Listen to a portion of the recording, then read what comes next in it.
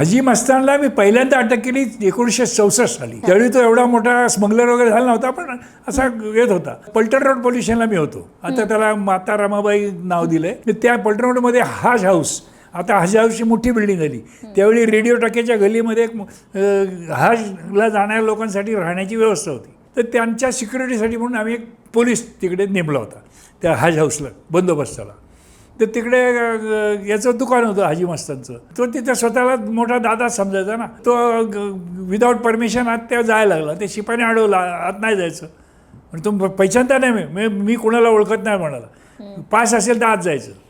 तो त्याला एकदम संताप आला. त्यांनी त्याला एक सोडून दिली. तेव्हा शिपाई पळत पळत माझ्याकडे आळाला. म्हणे साहेब ते मस्तान म्हणून कोण माणूस आहे, त्याने मला मारला. म्हणजे शिपायाला मारतो.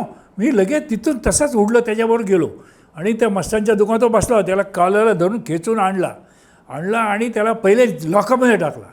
आमचे इन्स्पेक्टर, अरे तुला मस्तान माहीत नाही? म्हटलं साहेब कुणी असला तरी पोलीसला मारतो मी कधी सहन करणार नाही. त्याला मी बंद केला आहे आणि तो आत राहील असं मी आमच्या साहेबाला पण सांगितलं. मग त्यावेळेला त्या केसमध्ये 3 महिने शिक्षा पण झाली.